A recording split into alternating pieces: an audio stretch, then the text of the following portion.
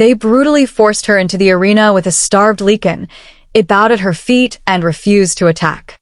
The chains bit into Pauline Herrera's wrists as they dragged her through the iron gates. She didn't fight. Fighting would only make it worse. Fighting would draw more attention to the one thing she'd spent her entire life trying to hide. Stay small. Stay invisible. Survive. The mantra had kept her alive for 23 years. It had kept her hidden in the shadows of the Blackridge Pack, scrubbing floors and serving meals, unnoticed and unremarkable. Just another low-ranking servant with no family, no connections, no power. Except that was a lie. And now, that lie was about to kill her. The arena spread before her like an open wound, circular, stone, ancient. The pack had gathered in the surrounding stands, hundreds of faces blurred together in eager anticipation. They'd come to watch her die. They'd come for the spectacle. Pauline's legs trembled, but she forced them steady. She wouldn't give them the satisfaction of seeing her collapse. Not yet. Pauline Herrera. Beta Dominic's voice cut through the crowd noise like a blade. He stood elevated on the judgment platform, flanked by the pack's council. His face held no sympathy, no doubt, only cold, absolute certainty. You stand accused of theft of the Moonstone Pendant, sacred relic of the Blackridge bloodline, entrusted to the protection of this pack for generations. The words echoed off stone walls. Pauline felt them land like physical blows. I didn't, she started, her voice barely above a whisper. Silence. The command wasn't loud, but it didn't need to be. The crowd went deathly quiet, waiting. Pauline's throat closed. She wanted to scream her innocence, to demand proof, to ask why they would believe she, a nobody, a servant, could even access the vault where sacred relics were kept. But she already knew the answer. Because she was convenient. Because someone needed a scapegoat. Because servants like her disappeared all the time, and no one questioned it. The pendant was discovered missing 3 days ago, Beta Dominic continued. Your quarters were searched. Evidence was found. Planted, Pauline thought desperately. Someone planted it. But she didn't say it. Couldn't say it. Because naming her suspicions meant naming names. Linda Carroll, the Alpha's advisor who'd looked at Pauline with barely concealed disgust for months. Loretta Tank, who'd been reassigned from relic duty the same week the pendant vanished. Naming them meant painting a target that would extend beyond this moment.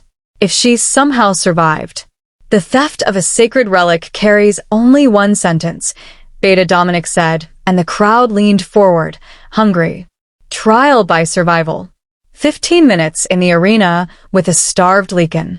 Gasps rippled through the stands, some shocked, most satisfied. Pauline's heart stopped. She'd heard the stories. Everyone had. The Lycan kept beneath the arena in chains and darkness, fed just enough to keep it alive, but never satisfied. A creature of pure instinct and rage, saved for the pack's most brutal executions. No one survived the Lycan. No one. You will be given no weapons, Beta Dominic continued, his voice flat and formal, as though reading from a script he'd memorized long ago. No protection. No merci. If you survive 15 minutes, your innocence will be recognized by the gods themselves. It was theater. Ritual. A way to dress up murder in sacred language. Pauline looked up at the platform, past Beta Dominic to the figure standing behind him. Alpha Gary Briggs. Silent. Watching.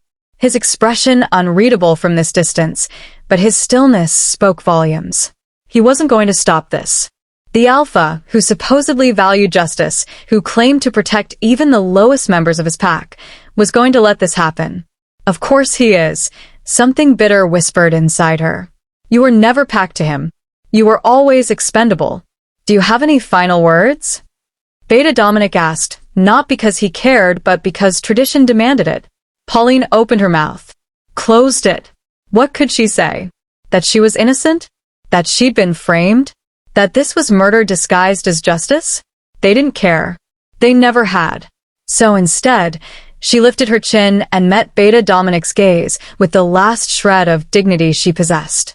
I hope, she said quietly, that when the truth comes out, you remember this moment.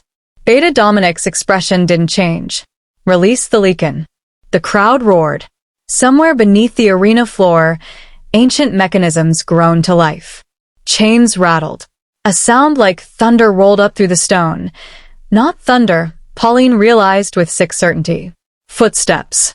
Massive, heavy, hungry footsteps. The iron gate at the far end of the arena began to rise, scraping against stone with a sound that made her teeth ache. Darkness yawned beyond it. Deep. Absolute. And then, from that darkness, two eyes opened. Eyes that glowed like molten gold. Eyes that fixed on her with the intensity of a predator sighting prey after weeks of starvation. The Lycan stepped into the light. If you're already hooked, hit that like button and share this story with someone who loves powerful heroines and impossible twists. And drop a comment below. What country are you watching from? Let's see how global this pack really is. Now, let's see what happens when the monster meant to kill her does something no one expected. Chapter 1. The Scapegoat. 24 hours earlier, Pauline Herrera had been invisible. That was the goal. That was survival. She moved through the pack house like a shadow, scrubbing floors before dawn, serving meals in silence, disappearing into storage closets when higher-ranking wolves passed. She'd perfected the art of being present without being seen. It had kept her alive for 6 years. 6 years since she'd arrived at Blackridge's borders, half-starved and hollow-eyed, claiming to be a rogue orphan seeking sanctuary. 6 years of bowing her head, swallowing her pride, accepting scraps and insults without complaint. 6 years of burying everything she really was beneath layers of deference and silence. Pauline. The sharp voice cut through her thoughts. She looked up from the corridor she'd been mopping to find Loretta Tank glaring down at her, arms crossed over her chest. Yes, ma'am. Pauline kept her eyes lowered, respectful. The council chamber needs to be prepared for tonight's meeting. Linda Carroll wants fresh linens on every chair, new candles in all the sconces, and the floor polished until she can see her reflection. Of course. I'll handle it immediately. You'd better. Loretta's lip curled slightly. Linda's in a mood today. If anything's out of place, she'll take it out on someone. The unspoken message was clear. That someone will be you. Pauline nodded and hurried away, bucket and mop in hand. She didn't look back to see if Loretta was watching. She could feel the woman's gaze burning into her spine, calculating, contemptuous. Loretta had been reassigned from relic duty 2 weeks ago. Officially, it was a lateral move. Unofficially, rumors suggested she'd been caught skimming from the pack supply funds. But Loretta hadn't been punished. She'd been protected. Because she had connections. Family. Status. All the things Pauline lacked. The council chamber was empty when Pauline arrived, the afternoon light slanting through tall windows and painting everything gold. She worked methodically, replacing linens, lighting fresh candles, scrubbing the ancient floorboards until they gleamed. It was mindless work, safe work, work that let her mind drift to the only thing that mattered, staying hidden. Just a few more years, she told herself. Save enough. Move to another territory. Start over somewhere they'll never think to look. Because they were always looking. Even now, years after the purge, the old bloodlines were hunted. Anyone with even a trace of the forbidden heritage was considered a threat. A monster. Something to be eliminated before it could rise again. Pauline had watched her family burn for that heritage. She wouldn't make the same mistake. She wouldn't let anyone discover what she carried in her veins. Well. Pauline spun around, heart hammering. Linda Carroll stood in the doorway, her elegant frame backlit by corridor light. The Alpha's senior advisor. Beautiful, brilliant, and ruthlessly ambitious. And curly looking at Pauline like she was an insect that had wandered somewhere it didn't belong. Ms. Carroll. Pauline straightened, keeping her expression neutral. I was just finishing the chamber prep. How convenient that you're here. Something in Linda's tone made Pauline's instinct scream. She gripped the cleaning rag tighter, fighting the urge to step backward. Ma'am. Linda walked forward slowly, her heels clicking against the freshly polished floor. She circled Pauline like a predator assessing prey. Tell me, Pauline, How long have you worked in the pack house? 6 years, ma'am. 6 years of faithful service. Always punctual. Always obedient. Never causing trouble. Yes, ma'am. And in those 6 years, you've had access to many parts of the house. Storage rooms. Private corridors. Even the lower vaults on occasion, when additional cleaning was needed. Pauline's blood went cold. The vaults, where the sacred relics were kept. I've only cleaned the upper vault, Pauline said carefully, and only under direct supervision. I would never. Never what? Linda's smile was sharp as broken glass. Never touch something that didn't belong to you? Never take advantage of the trust this pack showed you when they took in a homeless rogue with no family and no references. I haven't taken anything. Pauline's voice came out steadier than she felt. If something's missing, the Moonstone Pendant is gone, Pauline. The words dropped like stones into water, ripples spreading outward. The Moonstone Pendant, the pack's most sacred relic. A symbol of their ancestral bond with the old bloodlines, kept under guard and protection for 3 generations. Gone. I didn't, Pauline started. Your quarters will be searched within the hour, Linda continued, her voice ice. Beta Dominic is already assembling the guard. If you're innocent, you have nothing to fear. But they both knew that was a lie. Because Pauline understood now what was happening. Understood with terrible clarity why Loretta had been so smug this morning. Why Linda was here, alone, delivering this news personally instead of sending guards. Someone had taken the pendant. And someone needed a scapegoat. Someone powerless. Friendless. Easy to condemn. Someone like her. I'm innocent, Pauline said, but her voice sounded hollow even to her own ears. Linda studied her for a long moment, then smiled, cold, satisfied, final. Then you have nothing to worry about. She turned and walked away, leaving Pauline alone in the council chamber with the sinking certainty that her 6 years of invisibility were about to end. And when they did, everything she'd buried would rise with them. For hours later, guards kicked down her door. They found the Moonstone Pendant wrapped in cloth beneath her mattress, exactly where someone had planted it while she'd been cleaning the council chamber. Exactly where Linda Carroll had known it would be. Pauline didn't resist when they dragged her away in chains. Resistance would require explanation.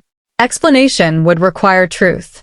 And the truth would destroy her faster than any false accusation ever could. So she stayed silent. Even as they locked her in the holding cells beneath the arena. Even as she heard the Lycan screaming in the darkness below. Even as dawn broke and Beta Dominic came to deliver her sentence. Stay small. Stay invisible. Survive. The mantra felt like ash in her mouth. Because survival, she realized, might no longer be possible. Chapter 2. Judgment Without Mercy. The holding cell smelled of old blood and despair. Pauline sat on the stone bench, wrists still raw from the chains they'd only just removed. Through the narrow window high above, she could see the first light of dawn bleeding across the sky. Her last dawn, most likely. The thought should have terrified her. Instead, she felt strangely numb, hollowed out, as if some essential part of her had already accepted what was coming and detached itself in preparation. This is what happens when you let fear rule you, a voice whispered in the back of her mind. You survive so carefully that you forget how to fight. Footsteps echoed in the corridor outside. Multiple sets. Heavy boots on stone. Pauline stood, forcing her spine straight. If these were her final hours, she wouldn't spend them cowering. The cell door opened. For guards entered first, flanking the entrance. Then Beta Dominic stepped through, his expression carved from granite. Behind him came 2 figures Pauline recognized immediately, Linda Carroll and Loretta Tank. Of course they'd come. They'd want to witness their handiwork. Pauline Herrera. Beta Dominic's voice was formal, emotionless. You've been accused of theft of a sacred relic. The evidence found in your possession leaves no room for doubt. Evidence that was planted, Pauline said quietly. Beta Dominic's eyes narrowed. You claim innocence? I claim I've been framed. Linda Carroll laughed, a sharp, brittle sound. How predictable. Every criminal caught in the act claims innocence. Do you have proof of this supposed conspiracy? Pauline met her gaze directly. Do you have proof I actually stole it? Or just proof that something was found in my room while I was conveniently away? The pendant was in your possession, Beta Dominic said. That is proof enough. I had no access to the vault. I had no opportunity. I had no motive. Pauline's voice remained steady despite the fury building in her chest. What would a servant want with a relic she couldn't sell, couldn't use, couldn't even touch without being discovered? Perhaps you plan to sell it to enemies of the pack, Loretta suggested, her tone dripping false concern. Rogues pay well for sacred items. Or perhaps you're working for a rival pack, sent here years ago to embed yourself and wait for the perfect opportunity. The accusation was absurd and brilliant because it transformed Pauline from petty thief to dangerous traitor. It justified the brutality of what came next.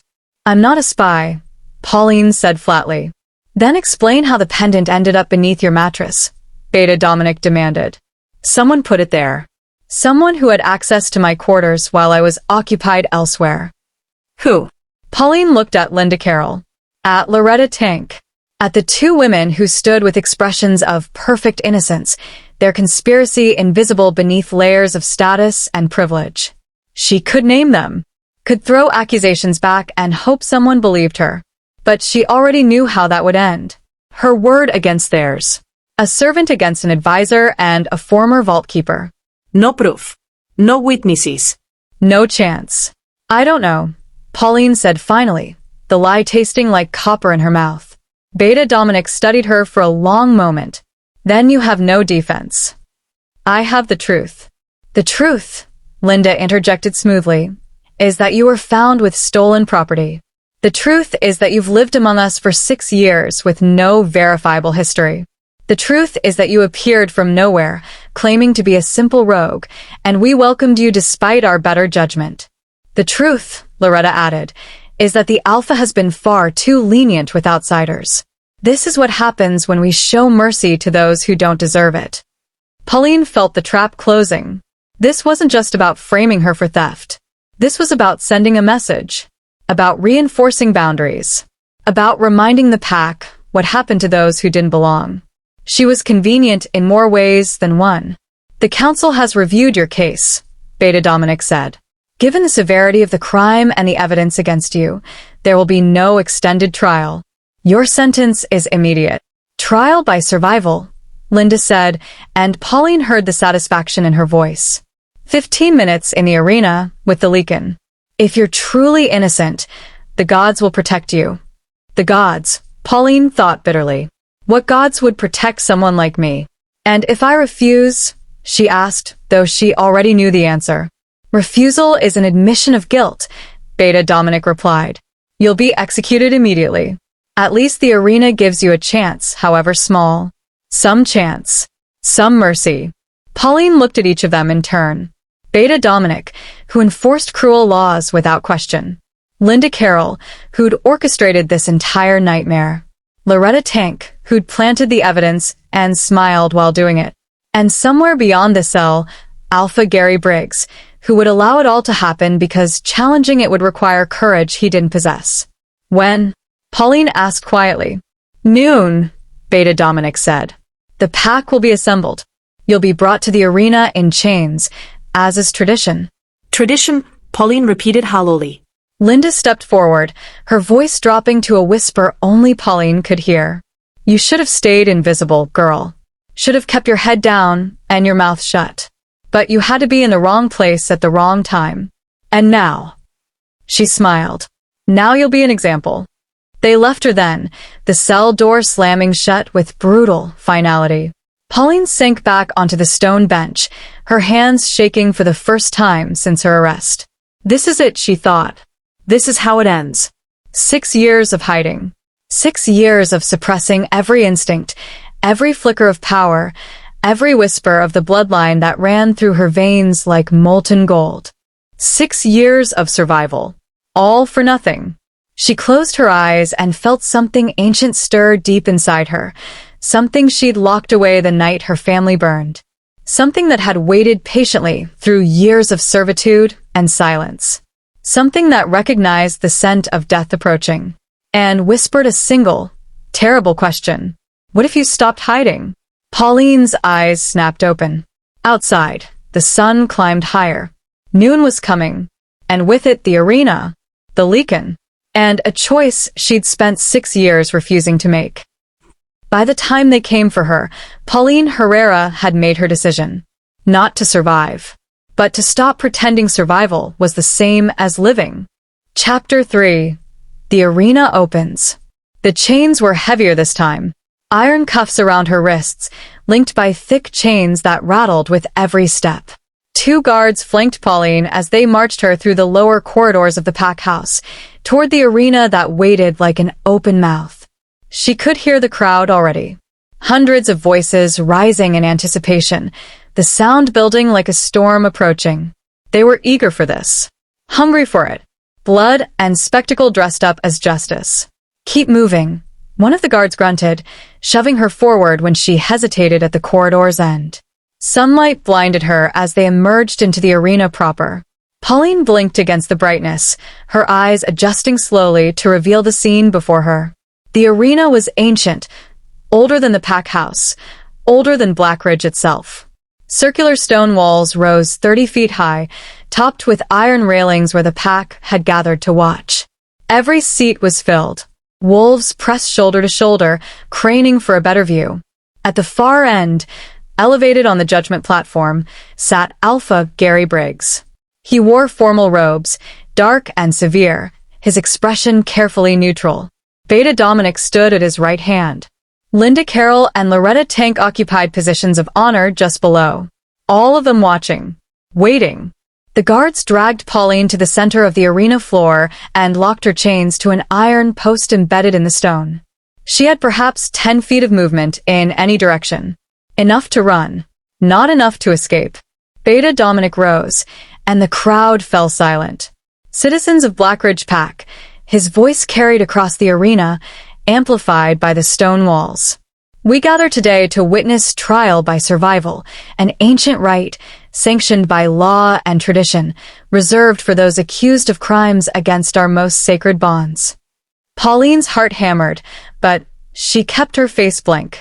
Showed them nothing. Pauline Herrera stands accused of theft of the Moonstone Pendant, relic of our founding bloodline. The evidence is clear. The sentence is absolute. He gestured toward the iron gate at the opposite end of the arena, massive, reinforced, covered in scratches that looked like claw marks.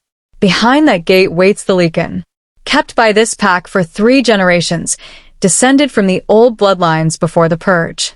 It has been starved for 7 days in preparation for this trial. Murmurs rippled through the crowd. Some excited, others uneasy. 15 minutes, Beta Dominic continued. If the accused survives 15 minutes, her innocence will be recognized by the gods themselves, and she will be freed with full honors. It was a lie, of course. No one survived 15 minutes with a starved Lycan. The trial was designed to look fair while guaranteeing death. However, Beta Dominic's voice hardened. Should she fall before the time expires, her guilt will be confirmed, and her name will be struck from pack records. Erased. As if she'd never existed. Does the accused have any final words? Pauline looked up at Alpha Gary Briggs. He met her gaze for just a moment before looking away, coward that he was. She could beg, Could plead for mercy. could throw herself at his feet and pray for intervention. But she'd already decided she was done begging. Get on with it, Pauline said, her voice carrying across the sudden silence. Shock rippled through the crowd. Beta Dominic's eyes narrowed. Very well. He raised his hand. Release the Lycan. The crowd roared. Deep beneath the arena, mechanisms groaned to life. Gears turned.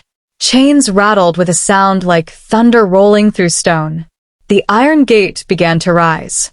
Pauline's breath came faster now, her body betraying the calm she tried to project.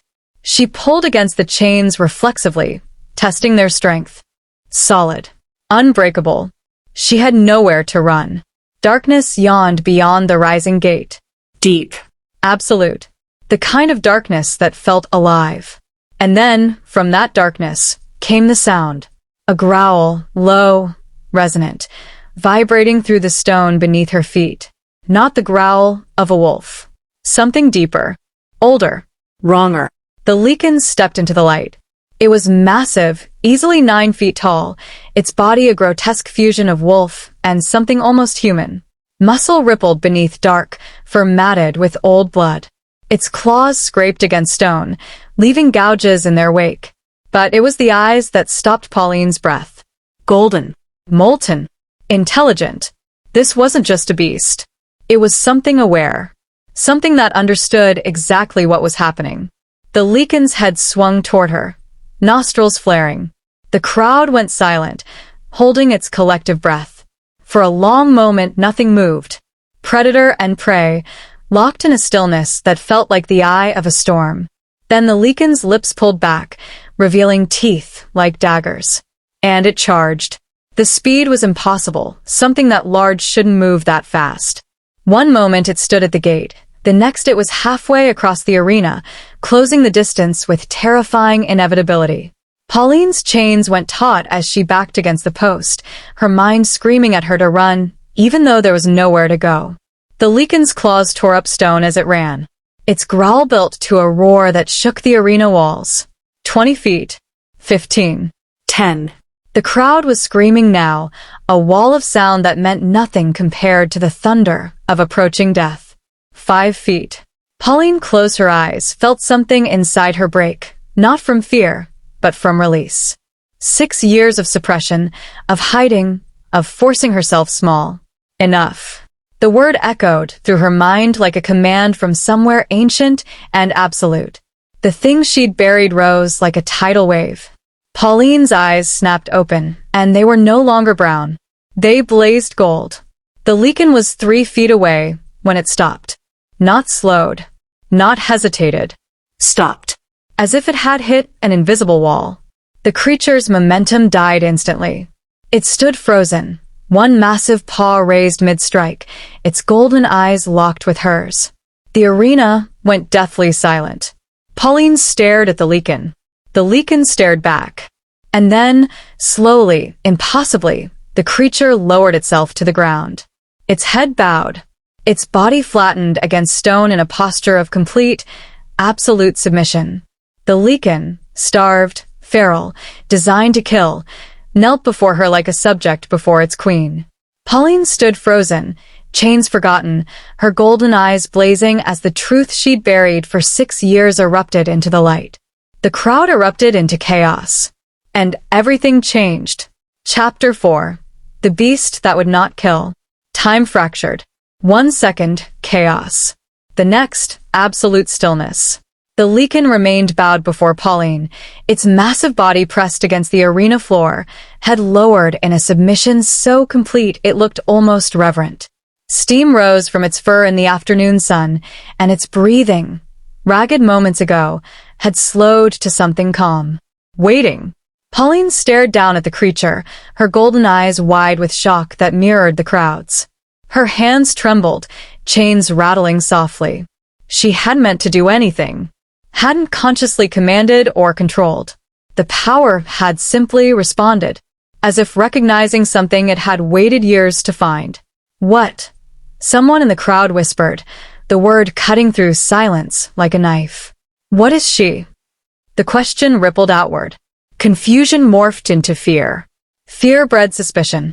Witchcraft. A voice shouted from the upper stands. Dark magic, another agreed. She's controlling it somehow. The accusations built like a wave, voices rising in panic and outrage.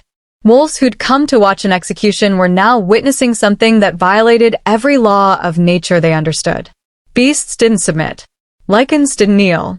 Beta Dominic recovered first, his face flushing red as he turned toward the guards. Get her out of there. Now. But the guards didn't move. They stood frozen at the arena's edge, their instincts screaming at them not to approach the kneeling Lycan, or the woman it had recognized as something other. Alpha Gary Briggs rose slowly from his seat, his carefully neutral expression finally cracking. He stared at Pauline with something that looked like dawning horror. Dominic. Gary's voice was low but carried. What is happening? I don't know, Alpha. Beta Dominic's composure was slipping. The Lycan it was starved, it should have attacked immediately. Then why didn't it? Gary demanded, though his eyes never left Pauline. Linda Carroll pushed forward, her face pale but her voice sharp with calculation. She's using forbidden magic. There's no other explanation. The girl must have hidden abilities, dark powers she's concealed. I'm not doing anything. Pauline's voice rang out, stronger than she'd intended. She looked down at her hands, still shaking, still glowing faintly with that golden light that had erupted from her eyes. The light was fading now, retreating back into whatever depths it had emerged from, but the damage was done. Everyone had seen it. Then explain this. Linda gestured toward the Lycan. Explain why a creature bred to kill has prostrated itself before a common servant. I can't, Pauline said, and it was the truth. I don't understand it either. But that was a lie. Deep down, in the place she'd locked away every memory of her family, every whisper of her true heritage, she did understand.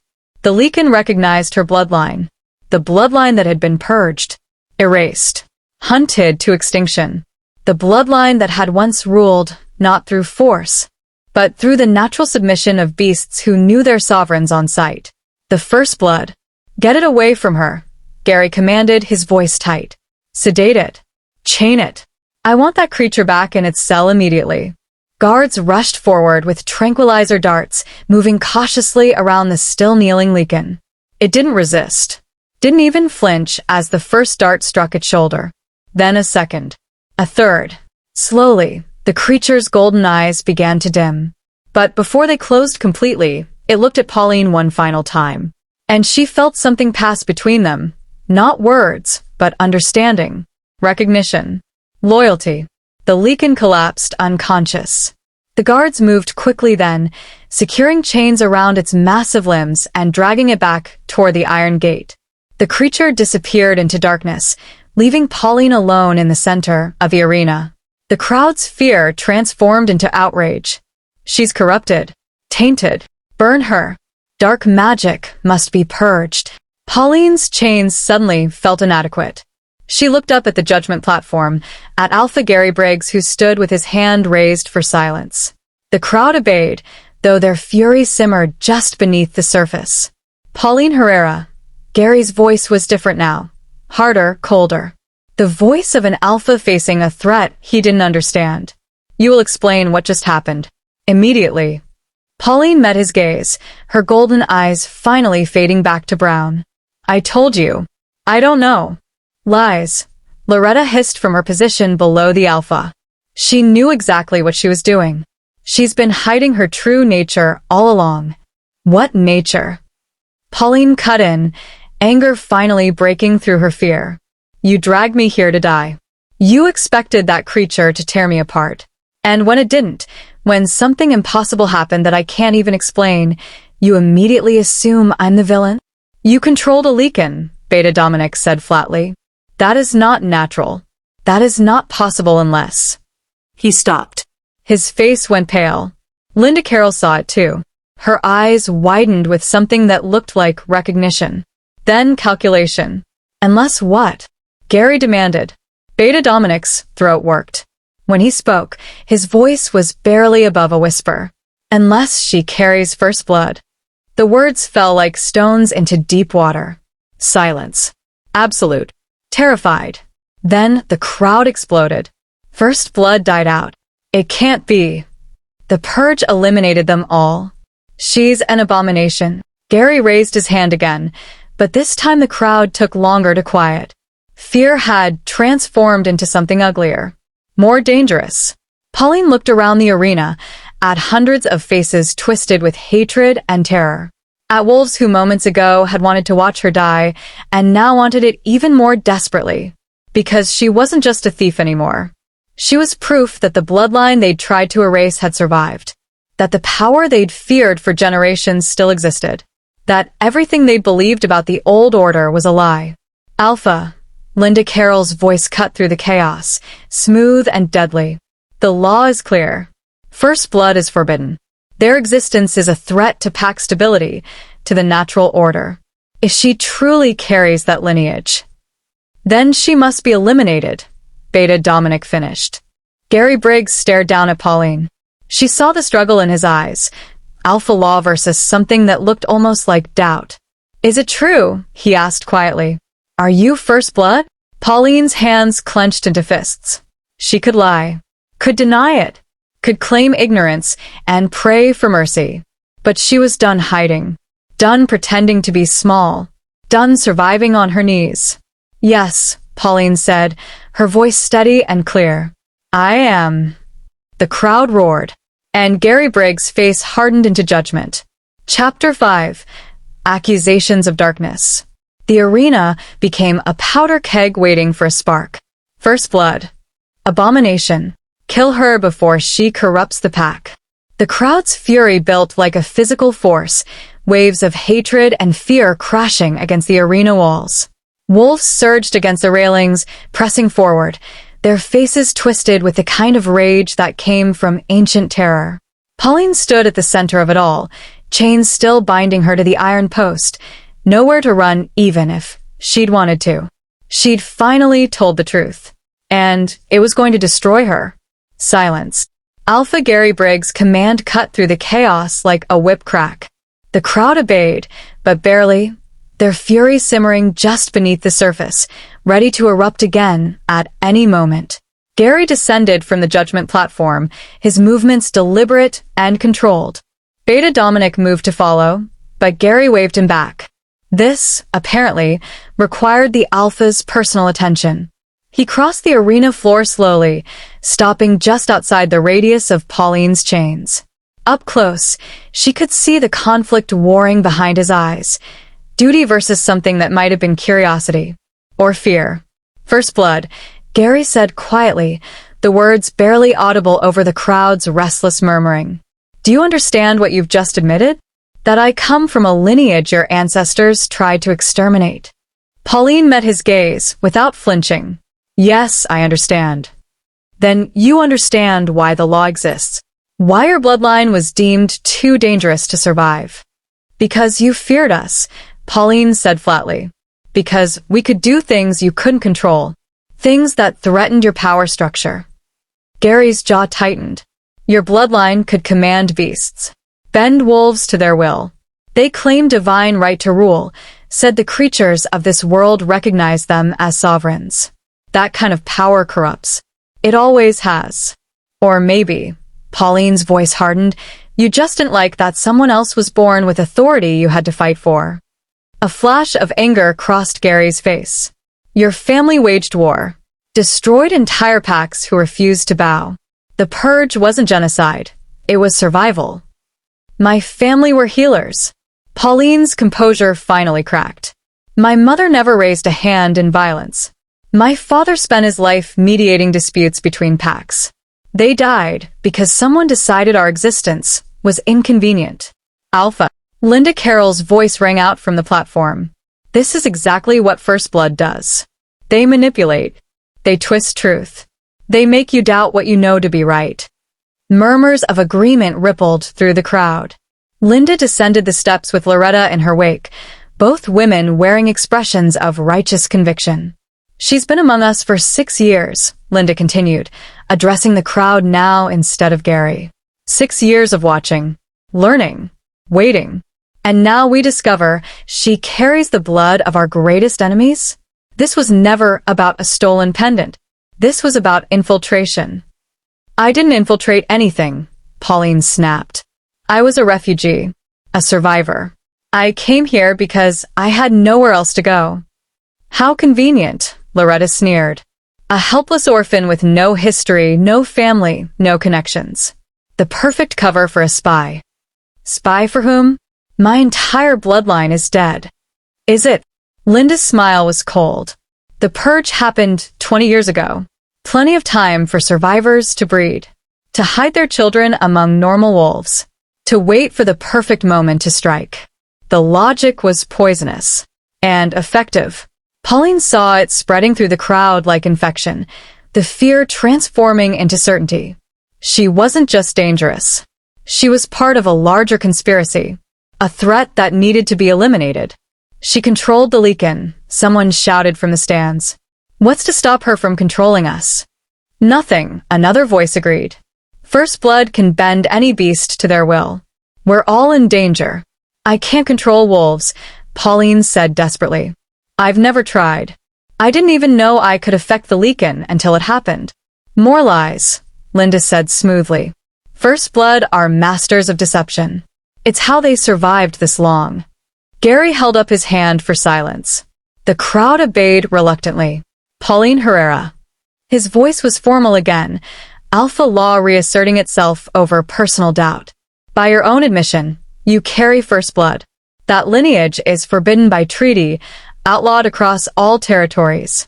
Its existence is considered a threat to pack stability and the natural order. So you'll kill me for being born? Pauline's voice cracked. For surviving when my family was murdered? I'll enforce the law, Gary said, but something in his tone suggested the words cost him. As I'm sworn to do. Alpha, please. Beta Dominic stepped forward, his expression troubled. Perhaps we should consult with the other territories. This is unprecedented. If there are other survivors. There are no other survivors, Linda cut in sharply. And even if there were, the law is clear. First blood must be eliminated. Immediately. Before she has a chance to use her abilities against us. She hasn't used them against anyone, Dominic pointed out. Yet, Loretta added. But how long until she does? How long until she decides to take revenge for her family? For the purge? She has every reason to hate us. Pauline laughed, a bitter, broken sound. You're going to kill me because I might be dangerous? Because I might seek revenge? Not because of anything I've actually done.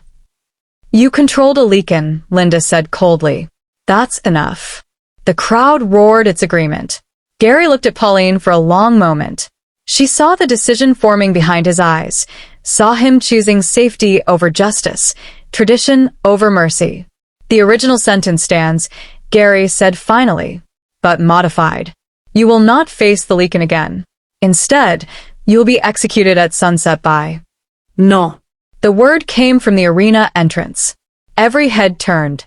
A figure stood silhouetted in the gateway, tall, broad-shouldered, radiating authority that made even Gary Briggs tense. The figure stepped into the light, and Pauline's heart stopped, because she recognized the ceremonial markings, the formal robes, the silver insignia that marked him as something she'd thought extinct. An arbiter, a neutral judge from the old order, empowered to overrule alpha law in matters of bloodline persecution. This trial, the arbiter said, his voice carrying absolute authority, is suspended. By ancient treaty, any accused of carrying first blood has the right to formal verification and neutral judgment. Gary's face darkened. The treaties are defunct. The old order is. Still binding, the arbiter interrupted. As you well know, Alpha Briggs. Unless you wish to declare your pack in violation of continental law. Silence. Gary's hands clenched into fists, but he said nothing.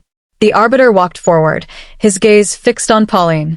Come with me, he said quietly. Before they decide, law is less important than fear. Chapter 6. The Bloodline Revealed. The arbiter's chambers were nothing like the arena. Stone walls instead of iron. Candlelight instead of harsh sun. Silence instead of screaming crowds. Pauline sat in a high-backed chair, her chains finally removed, wrist marks still angry and red. She rubbed them absently, unable to fully process that she was still alive. The arbiter stood across the room, studying a leather-bound tome so old the pages crumbled at the edges. He hadn't spoken since they'd left the arena, hadn't explained who he was or why he'd intervened. Finally, he closed the book. Pauline Herrera, he said, turning to face her. Though that's not your birth name, is it? Her throat tightened. No.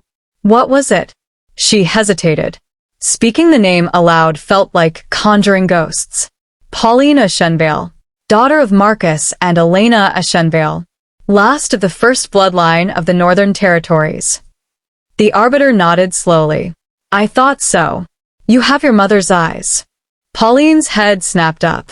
You knew her? I knew of her.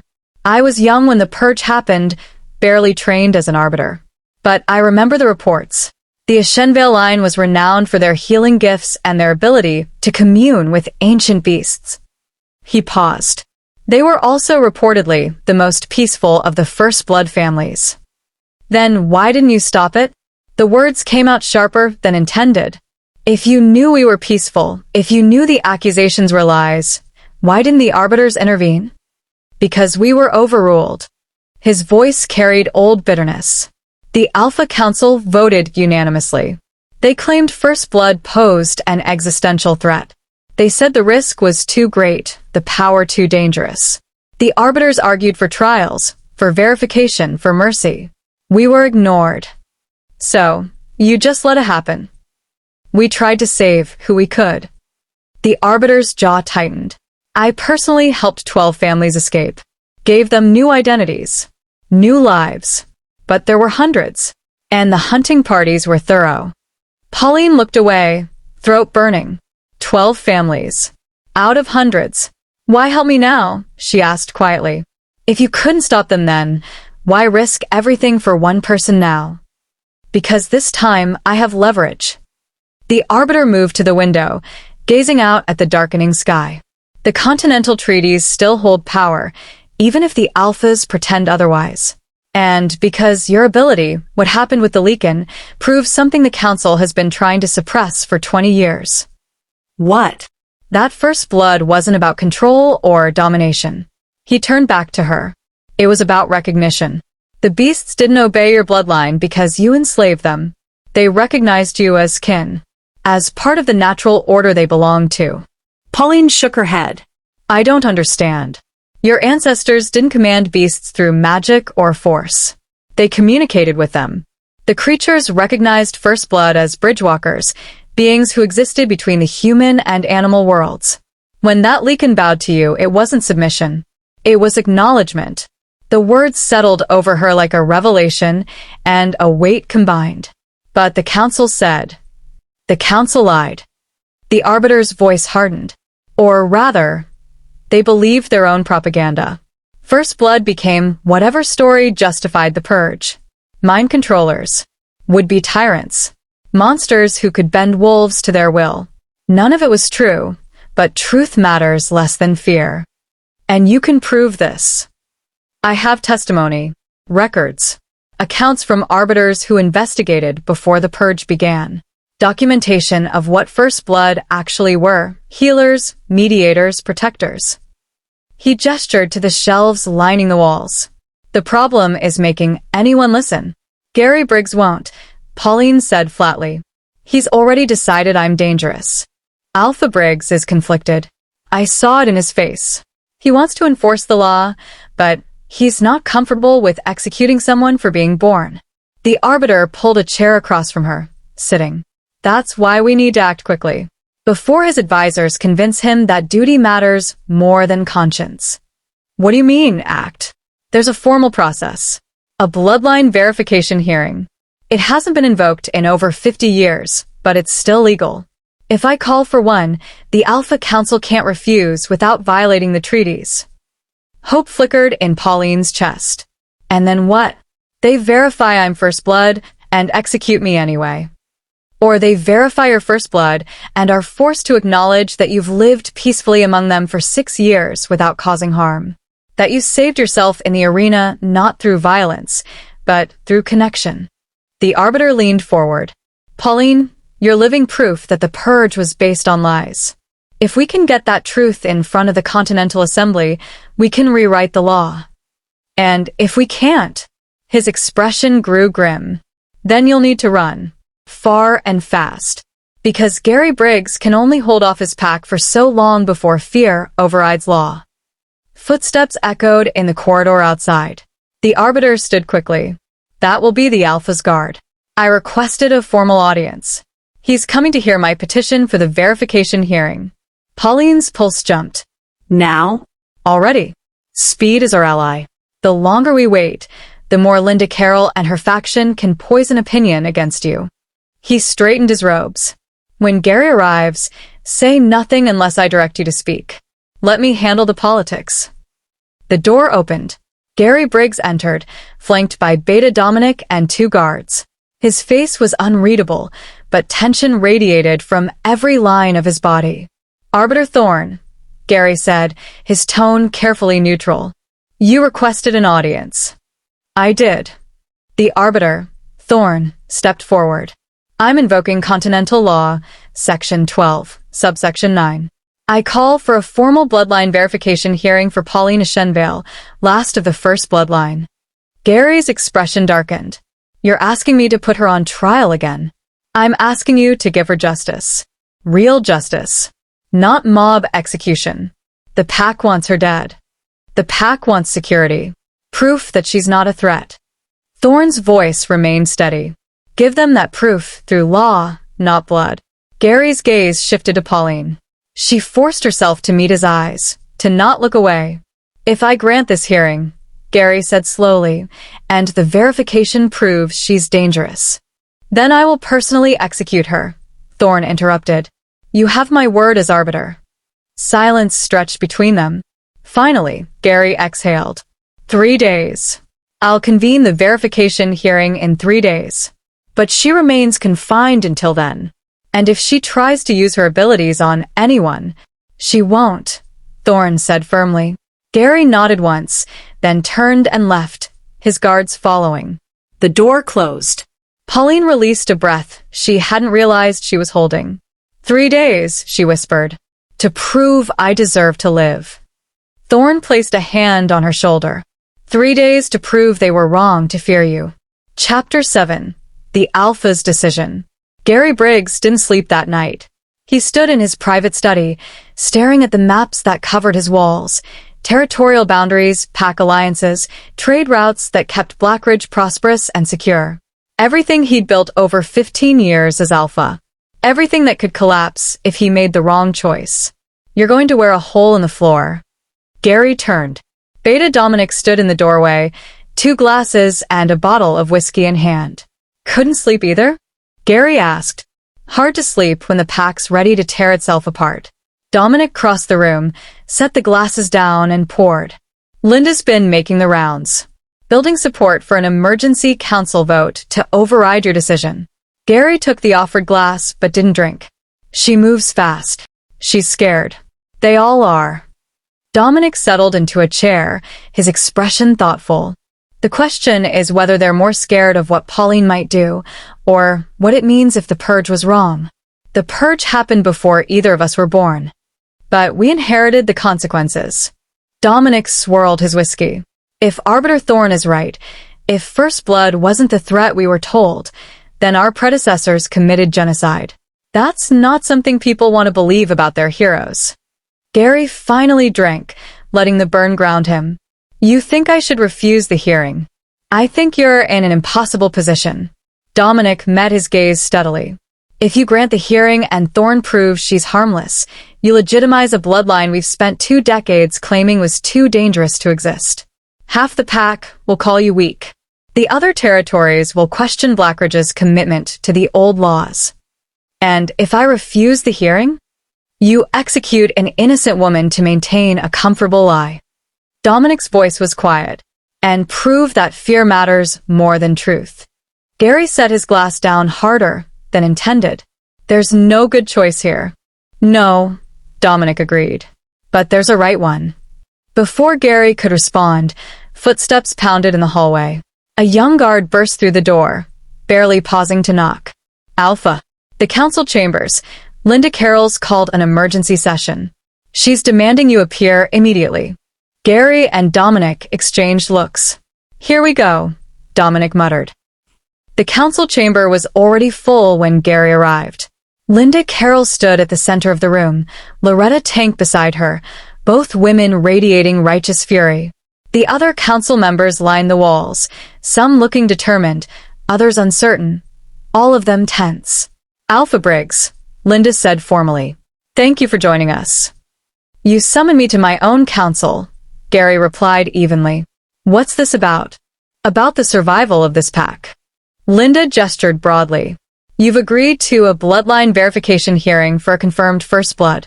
A hearing that will legitimize the very thing our ancestors died fighting against. The hearing will establish facts. Nothing more. Facts. Loretta stepped forward. We already know the facts. She admitted her bloodline. She controlled a Lycan. She's been living among us for 6 years, hiding, watching, waiting. What more verification do we need? Due process, Dominic said from Gary's side.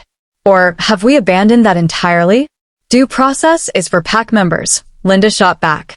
Not for enemies pretending to be servants. She's lived here peacefully for 6 years, Gary pointed out. Never caused trouble. Never used her abilities. That we know of. Linda's voice rose. How many decisions have felt wrong? How many disputes resolved strangely? How many times have we acted against our own interests without understanding why? You're inventing conspiracy theories, Dominic said flatly. Am I? Linda turned to address the room. First blood can influence beasts. We all saw that. But what if that's not all they can do? What if they can influence us too? Subtly. Gradually. Bending our thoughts without us realizing it. Murmurs of unease rippled through the chamber. Gary felt it, the fear taking root, spreading like poison. Linda was good at this. She always had been. There's no evidence of that, he said firmly. There's no evidence against it either. Linda fixed him with a hard stare. Alpha, you're asking us to trust a member of a bloodline that nearly destroyed the pack system. You're asking us to believe she's harmless based on nothing but hope. I'm asking you to follow the law. The law that got our ancestors killed? Loretta shook her head. They tried negotiation. Tried peace. Tried believing first blood could coexist with regular wolves. It ended in war. In death. In packs wiped from existence. That's one version of history, Dominic interjected. Arbiter Thorn has records that tell a different story. Arbiter Thorn, Linda spat the name like a curse, is a relic from a failed system. The Arbiters couldn't stop the purge then. They can't dictate our laws now. They can invoke continental treaties, Gary said quietly. Which means this isn't just Blackridge's decision anymore. Linda's expression hardened. Then maybe it's time Blackridge remembered its sovereignty. We don't bow to outside authority. We don't let ancient treaties dictate our survival. You're talking about secession, Dominic said, disbelief creeping into his voice. Breaking from the Continental Alliance over one woman? I'm talking about prioritizing our pack over outdated politics. Linda turned back to Gary. Alpha, I'm calling for a vote. The council will decide whether to honor your agreement with the Arbiter or to execute Pauline Herrera immediately. Pack law over continental interference. Gary's jaw clenched. You don't have the authority to override Alpha judgment. Article 7 of Pack law, Linda recited smoothly. In matters of existential threat, the council may vote to supersede Alpha authority if 2/3 majority agrees. I'm invoking it now. Silence fell across the chamber. Gary looked around the room, reading faces. Some council members wouldn't meet his eyes. Others looked conflicted. A few, Linda's core supporters, showed only grim determination. This is a mistake, Gary said quietly. This is survival. Linda raised her hand. All in favor of immediate execution, overriding the Alpha's decision to allow a verification hearing? Hands rose slowly. 1, 3, 5. Gary counted them, heart sinking. 7 hands. Just one short of the 2/3 needed. Linda's face tightened. Those opposed. For hands rose immediately. Then 2 more hesitantly. 6 opposed. 7 in favor. The last council member, an older wolf named Marcus, sat with his hand in his lap, expression agonized. Marcus, Linda said softly. Your vote decides this. Pack survival or dangerous idealism. Choose. Marcus looked at Gary. Alpha. Gary met his gaze steadily. I can't tell you how to vote. But I can tell you this. Fear makes us do things we can't take back. Things we regret. If we kill her without proof of actual wrongdoing, We become exactly what we claim she represents, a threat acting on power alone. Pretty words, Loretta muttered. But will they protect us when first blood rises again? Marcus closed his eyes. When he opened them, his hand rose slowly. But it didn't join Linda's side. It joined Gary's. I vote to honor the verification hearing, Marcus said quietly. We've lived in fear long enough. Time we learned if it was justified. Linda's face went white with fury. You're condemning us all. No, Gary said, stepping forward. I'm giving us a chance to learn the truth. The hearing will proceed in 3 days. Until then, Pauline Herrera remains in protective custody. This counsel is dismissed. He turned and walked out before Linda could respond. Dominic caught up with him in the hallway. That was close. Too close. Gary's hands were shaking slightly. Linda won't stop here. No, Dominic agreed. She'll escalate. Try to force your hand before the hearing. Gary stopped walking, turning to face his beta. Then we need to make sure Pauline survives the next 3 days. Because if Linda gets to her first, none of this matters. I'll double the guard. Triple it. And Dominic. Gary's voice dropped. If I'm wrong about this, if she really is dangerous, then we deal with it, Dominic said firmly. But we do it the right way. Not through fear. Not through execution without trial. Gary nodded slowly. I hope I'm making the right choice. You're making the honorable one, Dominic replied.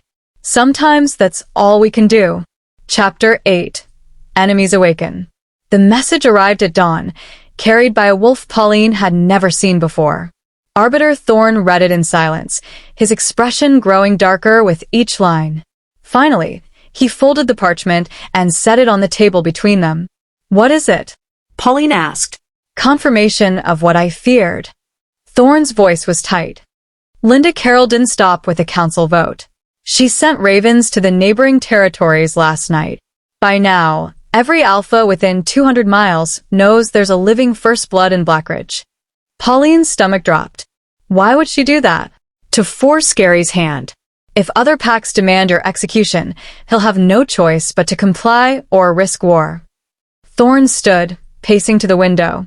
She's betting that external pressure will succeed where her internal politics failed. Will it work? Probably. Thorn's jaw clenched. The other alphas remember the stories their parents told. First blood as monsters, as slavers, as existential threats. They won't want you alive any more than Linda does.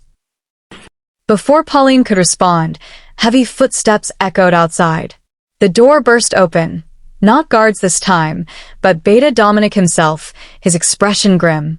We have a problem, he said without preamble. Silverpine Pack is at our northern border. Alpha Crane is demanding an audience with Gary.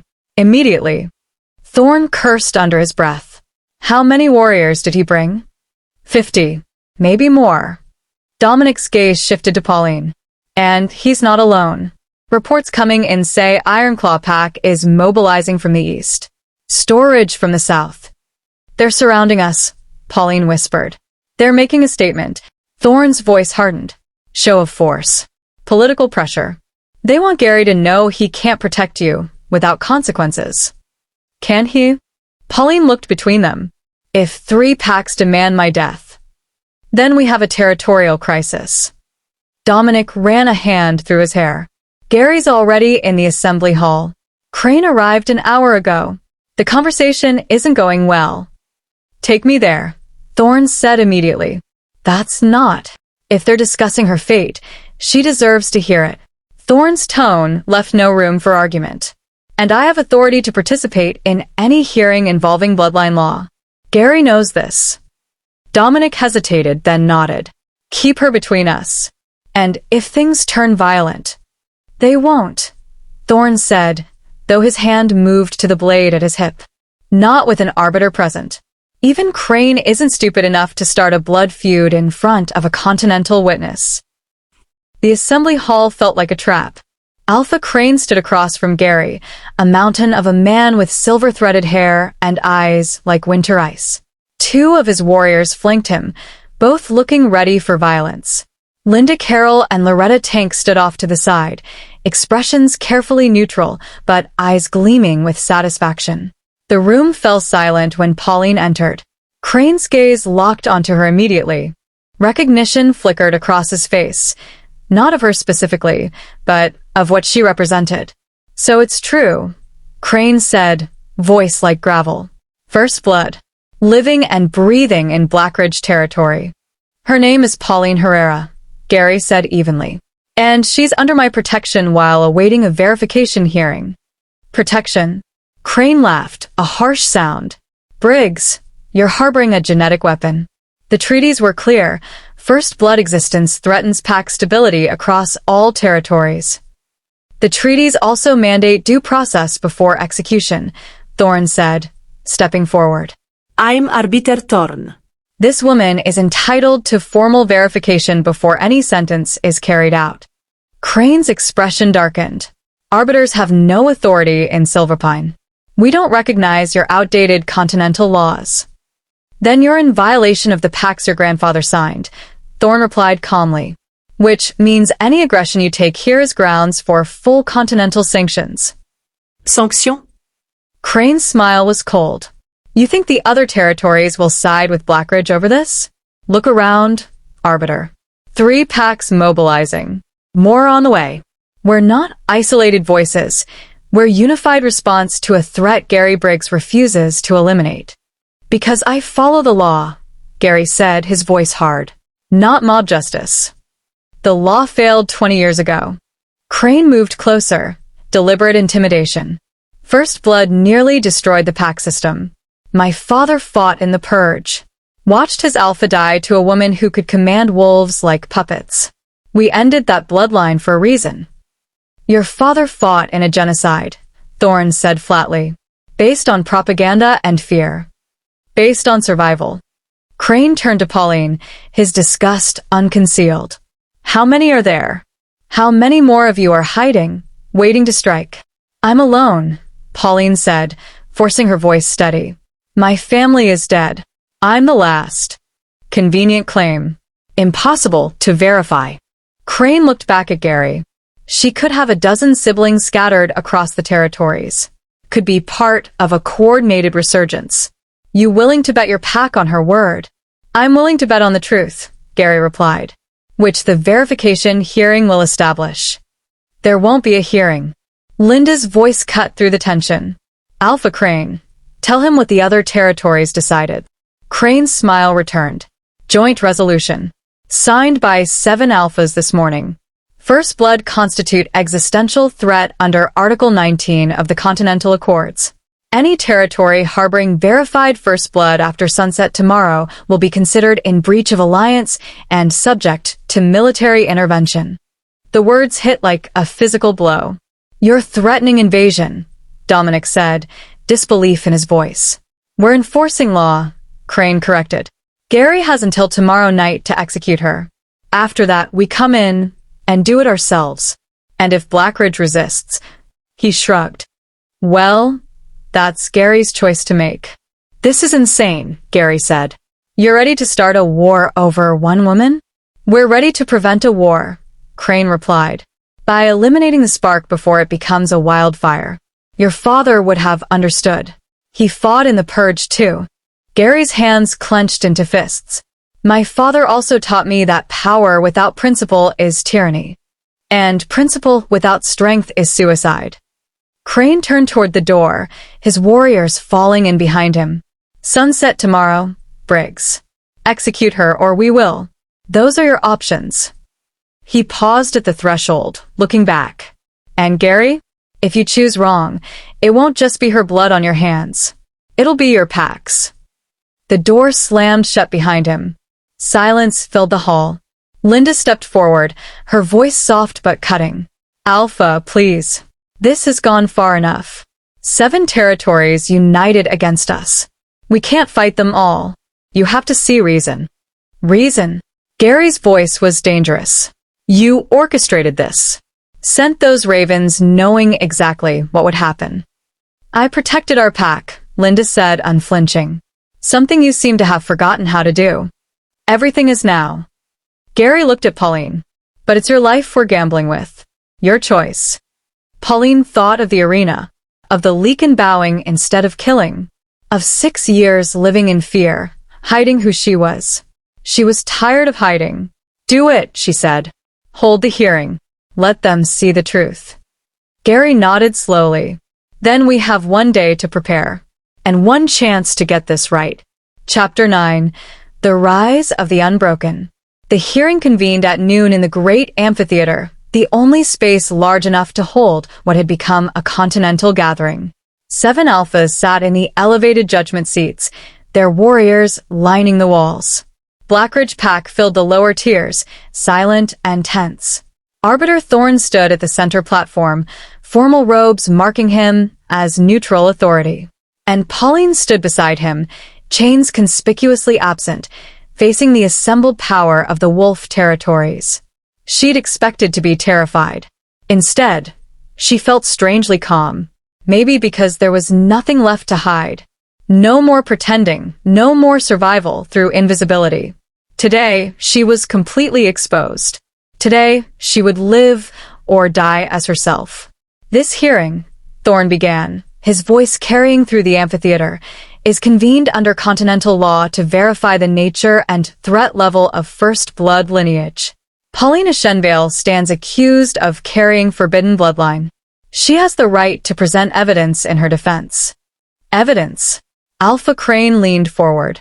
She admitted it herself. "What more verification do we need?" "Verification of what first blood actually is," Thorn replied. "Not what legend claims. What history proves." He gestured, and 2 younger arbiters emerged carrying leather-bound volumes, records salvaged from before the purge. "These are first-hand accounts from neutral observers," Thorn continued. "Arbiters who investigated first blood families before the war. I'll read from 3 separate testimonies spanning 50 years." The amphitheater fell silent. Thorn opened the first volume. Arbiter Marcus Chen, year 1847. The Ashenvale family demonstrates remarkable ability to calm aggressive beasts without force or coercion. Their presence alone seems to establish communication pathways that promote understanding rather than dominance. I observed Elena Ashenvale negotiate peace between a territorial grizzly and encroaching wolf pack through what can only be described as intuitive dialogue. No commands were given. Both parties simply understood each other. Murmurs rippled through the crowd. Thorn continued. Arbiter Sarah Whitmore, year 1863. First blood lineages show consistent pattern, healing abilities, enhanced empathy, capacity to bridge communication gaps between species. The claim that they control beasts is misleading. They facilitate understanding. The beasts choose cooperation because first blood treat them as equals, not subjects. Stories, Linda Carroll called out. Written by people sympathetic to them. Written by arbiters sworn to neutrality, Thorn corrected, under penalty of exile for false testimony. He opened the 3rd volume. Arbiter James Morrison, year 1871, 10 years before the purge. Growing concern among Alpha Council not based on actual threat, but perceived threat to authority structure. First blood ability to communicate with beasts undermines traditional pack hierarchy that claims divine right to rule natural world. Political motivation becoming evident in escalating rhetoric. The silence that followed was different, uncomfortable, shifting. "He's calling our ancestors liars," one of the visiting alphas muttered. "He's providing historical context," Gary said firmly. "Continue, Arbiter." Thorn closed the volumes. The purge wasn't about protection. It was about power. First blood threatened the established order, so they were eliminated. The question before you now is, do we repeat that mistake? Do we kill based on fear of what might happen, or do we judge based on what has happened? What has happened, Crane said coldly, is that she controlled a Lycan, made it bow to her will. Actually, Pauline said quietly, stepping forward. All eyes turned to her. I didn't control anything. Then explain what we saw, Crane demanded. Pauline took a breath. The Lycan was starving, tortured, driven to the edge of madness by isolation and pain. When it charged me, I didn't try to stop it. I didn't try to command it. I just saw it, not as a monster, not as a weapon, as a creature suffering. She met Crane's gaze. I felt its pain, its confusion, its rage at being caged and used. And somehow, it felt that I understood. So it stopped. Manipulation, Loretta said. Emotional warfare. Empathy, Dominic countered. There's a difference. Is there? Linda stood, addressing the alphas. She admits she can influence beasts through emotion. What happens when she turns that ability on wolves? On us? How do we know she isn't doing it right now? The crowd stirred uneasily.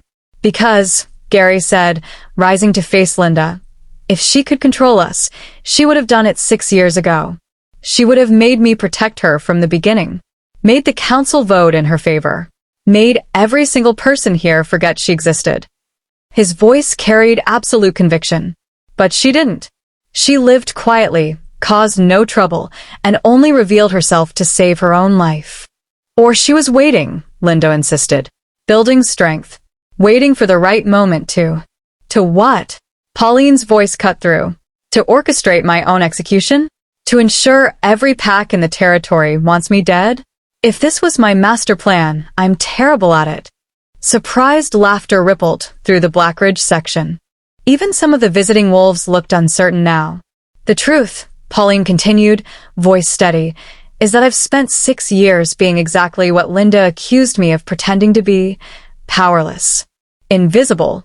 Someone who just wanted to survive without hurting anyone. The only reason I'm standing here is because I was falsely accused of a crime I didn't commit. She turned to address all 7 alphas.